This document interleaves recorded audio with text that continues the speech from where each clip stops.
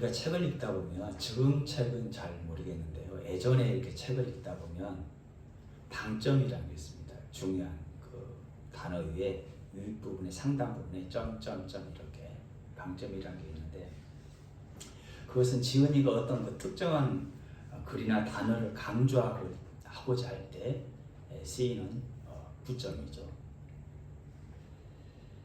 그래서 방점이 있을 때는 그 글과 그 단어를 조금 더 깊게 주의 깊게 볼 필요가 있습니다. 제가 이런 말을 하는 것은 오늘 우리가 읽었던 본문의 말씀이 그런 분위기를 가지고 있습니다. 로마서 3장 24절이야말로 성경의 핵심 중의 핵심이고 성경 전체의 주제요. 바울 신학의 핵심이라 할 수 있습니다. 제가 다시 한번 로마서 3장 24절 본문을 읽어드리겠습니다. 그리스도 예수 안에 있는 성량으로 말미암아 하나님의 은혜로 값없이 의롭다 하심을 얻은 자 되었다. 이 한 구절 안에 우리를 향한 하나님의 사랑이 하나님의 그 의가 어떻게 우리의 것이 될 수 있었는가 그것에 대한 정확한 답이 들어있습니다. 그러니까 마치 이 구절은 우리가 흔히 잘 암송했던 어렸을 때부터 암송했던 요한복음 3장 16절과도 맥을 같이 합니다. 하나님이 세상을 이처럼 사랑하사 독생자를 주셨으니 이는 저를 믿는 자마다 멸망하지 않고 영생을 얻게 하려 하십니다.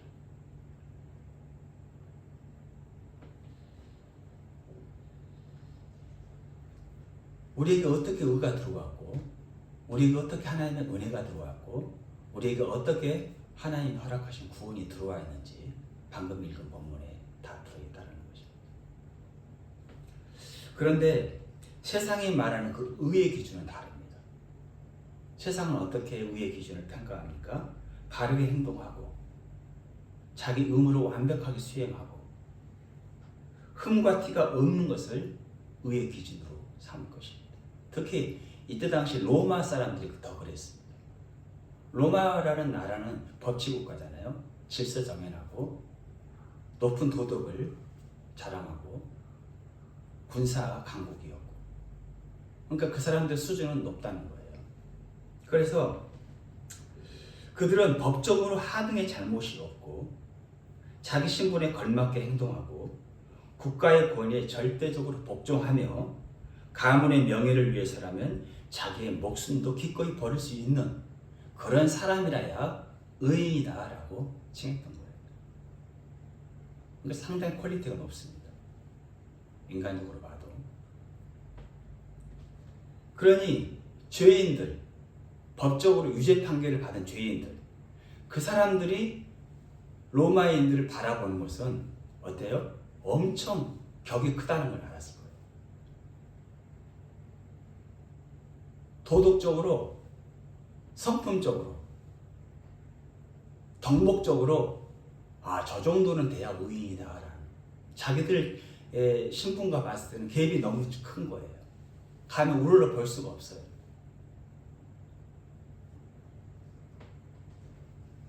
그런데 이러한 그들에게, 이러한 로마인들에게 바울은 뭐라고 말합니까? 황제가, 나라가, 법이 인정하는 그 의보다 더 높은, 더 고차원적인 의가 있다라고 말합니다. 그게 어떤 의입니까? 하나님의 의다. 황제가 인정하는 것보다, 로마라는 그 나라가 인정하는 그 의보다 더 높으신 하나님의 의가 있다 이런 말을 해요. 그러니까 로마인들이 이 말에 귀가 쫑긋 세우는 거예요. 의란 말을 좋아하니까, 법이라는 말을 좋아하니까. 사람들이 그러잖아요. 나하고 공감되는 말을 하면 마음을 열잖아요. 그렇죠? 운동 얘기를 하면 귀가, 운동을 좋아하는 사람은 마음이 열리고, 법적인 얘기를 하면 법조인들이 마음의 문을 열고, 자동차를 좋아하는 사람들이 있을 때 자동차 이야기를 하면 귀가 솔깃하잖아요. 음악을 좋아하는 사람들이 있을 때 음악 얘기를 하면 더 귀를 기울이잖아요.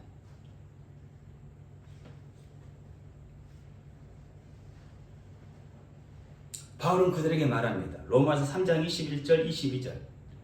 이제는 율법 외에 무슨 말이에요? 너희가 그토록 행동으로 기준하는 그 외에, 그런 기준 외에 하나님의 한 의가 나타났으니 율법과 선지자들에게 증거를 받은 것이라. 곧 예수 그리스도를 믿음으로 말미암아 모든 믿는 자에게 미치는 하나님의 의니 차별이 없다. 이 말은 실로 파격적입니다. 로마인들은 바울의 이 선언에 모두 어안이 벙벙했습니다. 총이 있었다면 아마 바울을 저격했을 수도 있어요. 왜냐하면 자신들이야말로 세계 최고의 의의 시민이에요. 그렇죠? 법과 질서를 잘 지키고 행동에 결점이 없는 삶. 이것이 로마인의 삶이다. 기준점이었던 겁니다. 그 누구보다 긍지로 여기고 살아왔기 때문입니다. 그러니까 교만이 하늘을 찔렀겠죠. 세계 최고의 시민이라고 생각했으니까. 그리고 그들을 더 놀라게 했던 것은 뭐냐? 바울이 전하는 하나님의 의의 기준이라는 것입니다. 그들은 자신들이 가지고 있는 의의 기준보다 더 높은 하나님의 의의 기준이 있단 말에 내심 기대했을 거예요. 아, 그래? 그럼 우리가 그 의를 위해서 더 한번 노력을 해보지. 지금도 최고지만 더 한층 업그레이드 되는 의를 우리가 한번 시도를 해보지. 이런 기대감은 가졌을 거예요. 그런데 막상 들어보니까 그 의의 기준이 형편없어요. 하나님의 의의 기준이란 게 너무나 상식 밖이에요. 뭡니까? 법적으로 죄인으로 판정을 받아 십자가에 죽은 예수를 모르는 사람이었는데 그런 놈을 믿으라고 하는 거예요. 그 예수를 믿으면 의인이 된다고 하는 거예요. 또 엄연히 자유인과 노예가 있고 귀족과 평민이 있고 의인과 죄인이 있고 로마 시민과 비시민이 존재한다는 거예요. 등급이 다 있다는 거예요. 그런데 차별이 없다고 얘기하니까 놀라지 않을 수밖에 없어요. 아마 눈꼬리가 이만큼 올라갔을 거예요. 그런데 여기에 바울은 굴하지 않고 한 걸음 더 나가서 그들에게 청천벽력과 같은 말을 다시 선언합니다. 23절 보겠습니다. 오늘 24절 그 앞에 모든 사람이 죄를 범하였음에 하나님의 영광에 이르지 못한다. 여기 모든 사람이 죄인이라는 바울의 선언에 그들은 완전히 전의를 상실합니다. 가장 충격을 받은 사람은 누굴까요? 고위직이에요. 고위직. 귀족이에요. 그리고 로마인들. 지금까지 자기 자신은 의인이라고 자부하며 살았거든요. 로마 시민 된 것을 가문의 영광으로 살았고 로마와 황제를 위해서라면 죽을 수 있었어요. 왜 황제를 위해서 죽을 수 있습니까? 황제가 신이었기 때문에. 왜 그토록 의기양양했습니까? 신이 자기를 인정했다는 거예요. 그러니까 자긍심이 대단했죠. 그래서 국가로부터 의인으로 인정받고 사람들로부터 존경받고 살았는데 무슨 말이에요? 내가 죄인이라는 거예요. 똑같이 저 죄인들과 똑같은 취급을 받는다는 거예요. 내가 죄인이야? 와. 어떤 대사 있죠?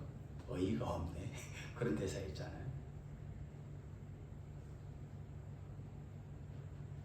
불쾌하기 짝이 없었을 거예요. 반면에 노예와 하층민들은 이 선언은 모든 사람이 죄인이라는 이 선언에 귀가 번쩍한 거예요. 아, 하나님께서 보실 때는 귀족이나 나같이 천한 사람이라 똑같이 죄인입니다. 하나님의 그 영광스러운 이름 앞에서 똑같이 죄인입니다. 똑같이 구원받아야 할 피조물이구나.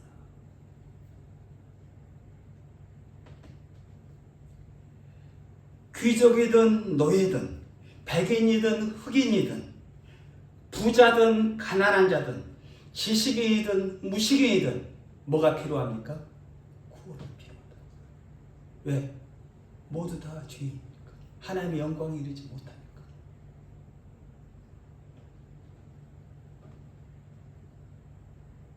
그래서 바울은 그 대안으로 누구를 소개합니까? 예수 그리스도의 다함이 없는 은혜를 소개하는 거예요. 오늘 본문 다시 한번 보겠습니다. 24절. 그리스도 예수 안에 있는 속량으로 말미암아 구속으로 말미암아 하나님의 은혜로 값없이 의롭다 하심을 받았다. 바울은 은혜를 강조하기 위해 한 번 더 값없이라는 단어를 더 사용합니다. 은혜 얘기하고 그 다음에 또 값없이. 바울은 우리에게 어떻게 이 놀라운 의로움이, 그 의로움이 뭡니까? 하나님이 이루어 놓으신 의예요. 하나님이 이미 완벽하게 패키지로 선물을 주신 거예요. 그 의, 거저주시는 그 의, 하나님께서 인정하시는 의예요. 우리를 볼 때 인정을 하셔. 뭐라고? 너 이제 구원의 백성이야. 그것이 어떻게 내게 들어왔는가? 로마인들은 그렇게 노력하고 심지어 자기 목숨을 버리면서까지 인정받으려 했던 그 의였는데 어떻게 나 같은 사람에게 그 의로움이 들어올 수, 더군다나 가장 온 우주의 주인이신 하나님의 그 의로움이 내게 들어올 수 있었는가?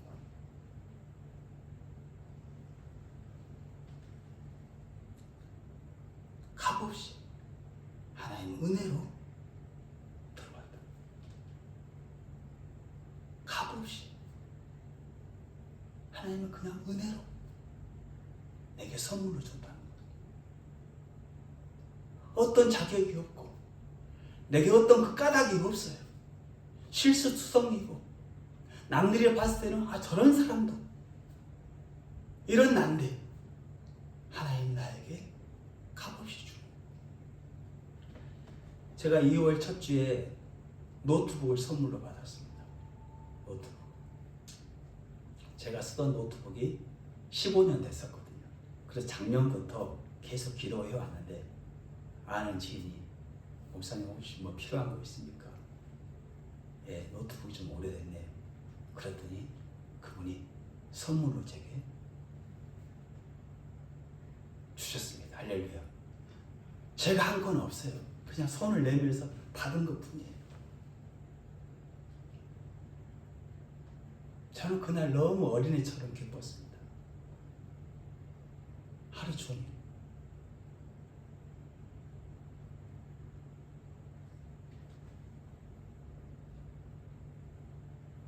그런데 이렇게 은혜라는 말만 하면 입에 거품을 물고 싫어하는 사람들이 있습니다. 그들은 하나같이 인간은 자신의 노력 여하에 따라 구원을 받고 복을 받는 것이지 어떻게 아무것도 하지 않는 사람이 구원을 받을 수 있냐? 염치도 없다 진짜. 뻔뻔해도 너무 기독교인들은 뻔뻔하지 않냐? 이렇게 말하는.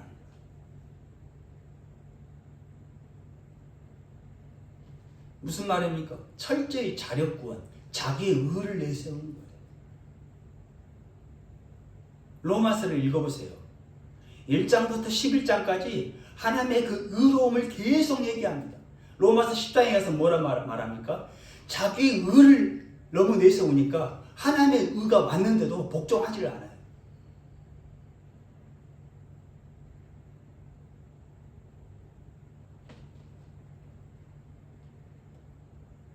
창세기부터 계시록까지 무엇을 말씀하시는 거예요, 하나님? 아브라함이 왜 의롭게 됐습니까? 야곱 같은 그런 간사한 사람이 어떻게 의로운 사람이라고? 다윗 같은 그런 죄인이 어떻게 하나님 보시기에 의롭습니까? 베드로같이 실수투성인 사람은 어떻게 의롭다고 합니까?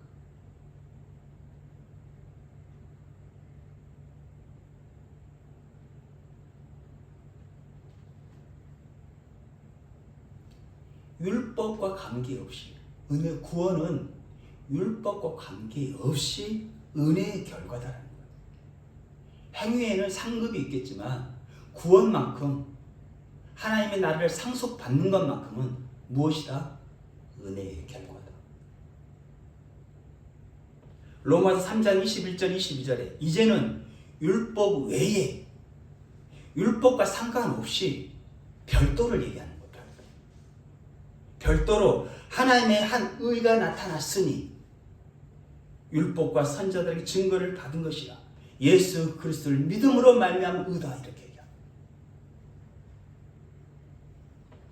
원래 우리는 죄로 말미암아 율법의 저주 곧 하나님의 심판에 내던져졌던 자들이에요. 나라는 사람. 그런데 이런 우리에게 긍휼에 풍성하신 하나님께서 은혜라는 그 하늘의 문을 활짝 열어놓으셨어요. 그래서 오늘도 이 크신 은혜 앞으로 나아오는 자들을 하나님은 마다하지 않고 반갑게 맞아주십니다. 마치 집을 나갔던 탕자가 자신의 잘못을 뉘우치고 아버지 집에 돌아왔을 때 그를 아버지는 이유 묻지 않고 품에 안으셨어요. 기꺼이 맞아주셨어요. 누가복음 15장 22절 24절에 아버지는 종들에게 이르되 제일 좋은 옷을 내어다가 입히고 허랑방탕하게 살다 왔는데 저런 찌질이도 제일 좋은 옷을 입히고 손에 가락지를 끼우고 회복이 됐다는 거예요. 발에 신을 신기라. 그리고 살찐 송아지를 끌어다가 잡으라. 우리가 먹고 즐기자. 이 내 아들은 죽었다가 다시 살아났으며 내가 잃었다가 다시 얻었노라 하니 그들이 즐거워하니라. 모든 사람들이 보는 앞에서 내 아들이 살았다는 것을 선언하는 거예요. 다 같이 기쁘다. 다 같이 즐거워하자. 하나님은 어떤 분이십니까? 우리를 기꺼이 받아주시고 우리의 도움이 되시고 우리의 상담자가 되어주시고 우리의 위로자가 되시는 분이십니다. 그러니 망설이지 말고 두려워 말고 하나님께 나아가시기를 주의 이름으로 축원합니다. 히브리서 4장 16절에 그러므로 우리는 긍휼하심을 받고 때를 따라 돕는 은혜를 얻기 위하여 은혜의 보좌 앞으로, 이게 무슨 말입니까? 혼나는 자리가 아니라는 거예요. 도움을 받는 자리라는 거예요. 은혜를 받는 자리라는 거예요. 그리로 나아가라는 거예요.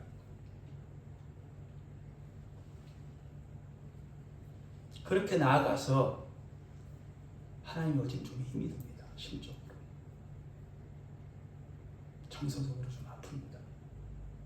그 힘들다고 얘기를 하시고 하나님 요즘 걱정이 많습니다. 그래서 잠도 잘 안 옵니다. 하나님 어떻게 하면 좋겠습니까? 하나님 요즘 분노가 좀 치밀어 오르려고 합니다. 이걸 좀 가라앉혀 주세요. 미움을 좀 가라앉혀 주시고 사랑이 좀 회복이 되게 도와주시고 이렇게 얘기를 하는 거예요. 할렐루야. 그럼 하나님께서 가만히 있겠어요? 여러분의 손자 손녀를 위해서 기도할 때 하나님이 가만히 있겠습니까? 여러분의 성도 중에 아픈 사람을 놓고 기도할 때 하나님께서 가만히 있겠습니까? 여러분의 부모를 위해서 기도할 때 어찌 하나님께서 가만히 계시겠습니까? 귀를 막으시는 분이 아니십니다. 보지 못하는 분이 아니십니다.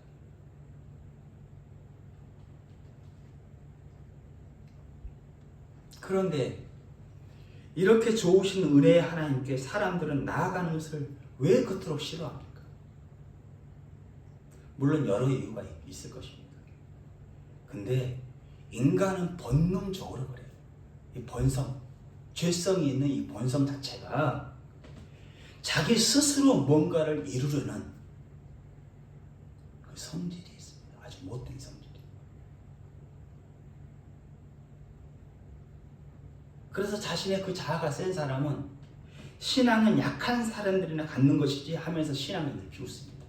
무슨 교회 주일날 그냥 잠이 부족할 때는 잠이나 자지. 내 주먹이나 믿지. 이 세상에 믿을 게 어디 있다고. 이렇게 비꼽니다. 또 세상 문화가 하나님께 나아가는 틈을 주지 않습니다. 요즘 보세요. 옛날보다 더 바빠요. 생각을 틈을 안 줘요.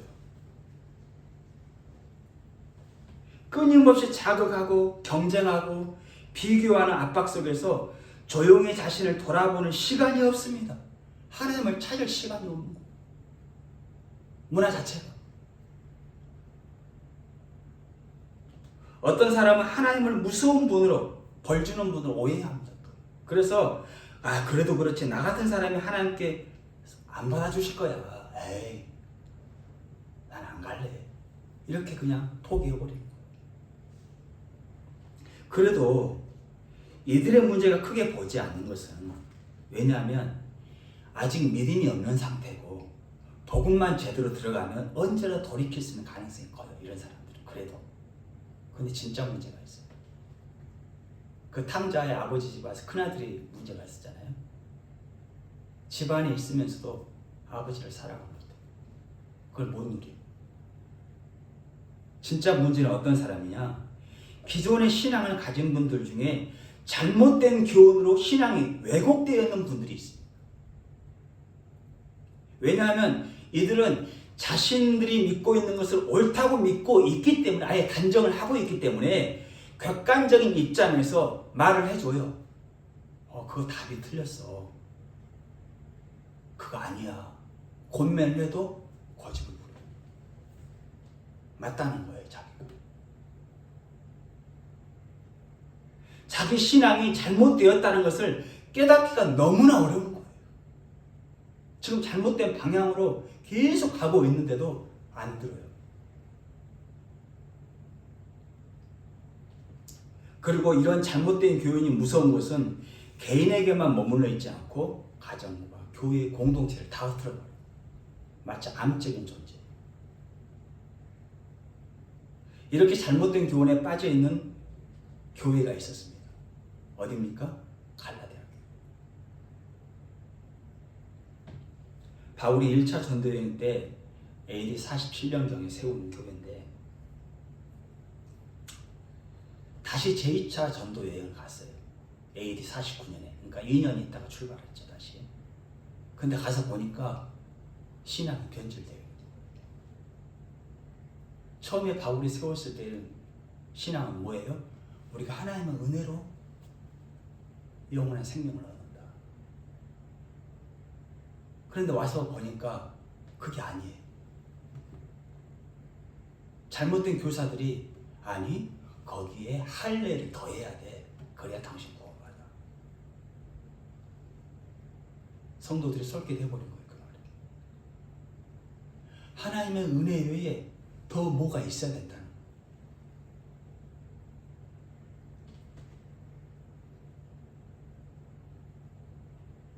사도행전 15장 1절에 이렇게 말합니다. 구원의 조건으로 어떤 사람들이 유대로부터 내려와서 형제들을 가르치되 너희가 모세의 법대로 할례를 받지 아니하면 능히 구원을 받지 못한다. 이렇게 얘기합니다. 오늘날로 말하면 예수 그리스도의 놀라운 십자가의 은혜 복음 외에 다른 그 무엇을 들어야 한다거나 믿어야 한다는 거예요.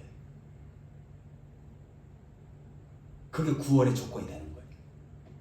누가 그런 짓을 합니까? 사입이나 이단의 특성이 그래요. 주님이 그렇게 말한 적은 없어요. 하나님.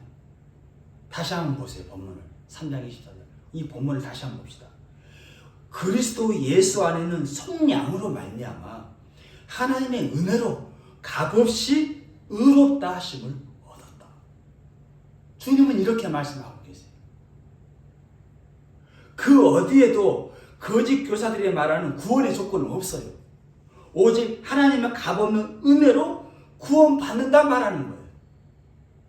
그래서 바울은 그렇게 그런 사람들을 경고합니다. 뭐라고 말합니까? 갈라디아서 1장 6절 9절에 그리스도의 은혜로 너희를 부르신 이를 이같이 속히 떠나 다른 복음을 따라가는 것을 내가 이상히 여긴다. 다른 복음은 없나니 다만 어떤 사람이 너희를 교란하여 그리스도의 복음을 변하게 하려 함이라.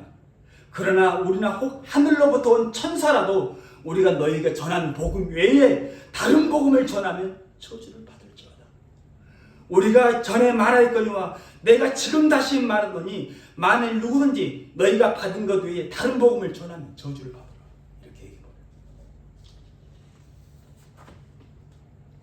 갈라디아서 3장 2절 3절에 내가 너희에게 다만 이것을 알려 하노니 너희가 성령으로 받은 것이 율법의 행위로냐? 듣고 믿음으로냐? 너희가 이같이 어리석으냐? 성령으로 시작하였다가 이제는 육체로 마치겠느냐? 처음에는 하나님을 믿는 믿음으로 시작했던 구원을 왜 다시 사람의 힘과 노력으로 그 구원을 완성하려 하냐고 말이에요.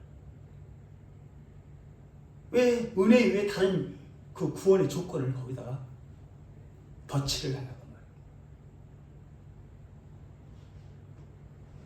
신앙이 무엇입니까? 시작도 과정도 완성도 누가 하십니까? 하나님이 하세요. 다 이루어 놓으셨어요.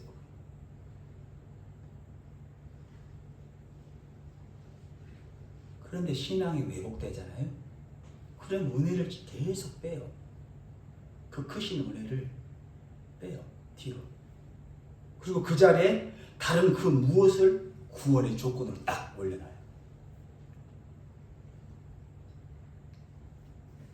어떤 것을 믿어도 구원을 받는다는 종교다원주의가 그래요. 절대적인 것을 싫어하는 포스트 모더니즘 사상이 그래요. 불교도 구원이 있고 내 기독교만 구원이 있냐 이러면서. 로마 가톨릭이 그래요. 태양신과 마리아를 숭배하잖아요. 그리고 면죄부를 팔고 구원을 살 수 있다 이렇게 했잖아요. 그 외에 이단들이 그래요. 신천지와 구원파와 몰몬교와 여호와 증인 통일교와 안상원 증인회와 시한부 종말론 그들이 그래요. 예수 그리스도의 십자가의 크신 은혜보다 자신들의 교리를 더 앞세워 이것을 듣지 않으면, 이것을 믿지 않으면, 이것을 행하지 않으면 구원받을 수 없다. 이렇게 얘기를 하면서 기존 성도들까지 유혹을 하는 거예요. 얼마나 나쁜 놈들입니까? 얼마나 영적인 도둑놈입니까? 그러나 하나님은 이러한 다른 복음 앞에 딱 잘라서 말합니다. 따라합시다. 다른 복음은 없나니 할렐루야. 다른 복음은 없습니다. 21세기, 22세기가 다가와도 다른 복음은 없습니다. 예수 그리스도 십자가의 크신 은혜밖에 없습니다. 복음이라고 불리는 것이 많이 있을지 모르지만 진정한 복음은 다 하나밖에 없습니다. 택자들의 죄를 위해 죽으시고 3일 만에 부활하신 예수 그리스도를 믿음으로 의롭게 되는 은혜의 복음 외에 다른 길은 없습니다. 그래서 바울은 탄식하며 호소합니다. 갈라디아 3장 1절에 어리석도다 갈라디아 사람들아, 예수 그리스도께서 십자가에 못 박히신 것이 너희 눈앞에 밝히 보이거늘 누가 너희를 깨느냐.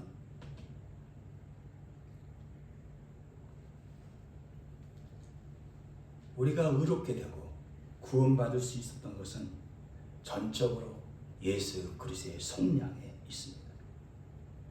주님이 죽기까지 순종과 희생이 있었기에 가능했고, 주님이 십자가의 죽음이 있었기에 하나님의 공의를 만족시킬 수 있었고, 3일 만에 부활하심으로 예수가 죄 없는 하나님의 아들이었다는 것을 온 사람들이 알게 됐습니다. 이 사실을 믿는 자, 이 믿음밖에 우리는 없는 거예요. 그래서 결론을 이렇게 바울은 선언합니다.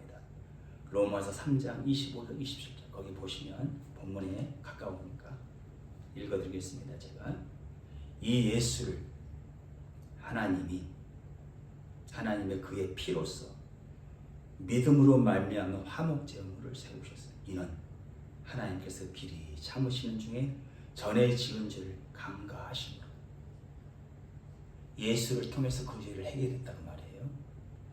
참고 기다렸다는 거예요. 하나님께서 지금 간과하심으로 자기의 의로우심을 나타내려 하시니라.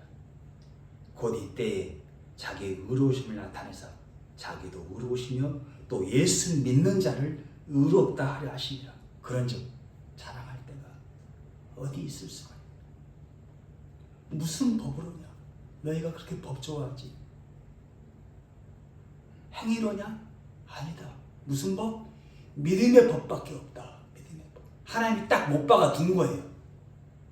할렐루야. 근데 이 못을 자꾸 이 믿음의 법을 빼려고 하는 게 얼마나 나빠요. 우리가 하나님의 크신 의로 믿음의 법으로 여러분의 삶 속에 은혜와 기쁨과 삶의 풍성함이 넘치시고 한 주간 승리하시길 주의 이름으로 축원합니다.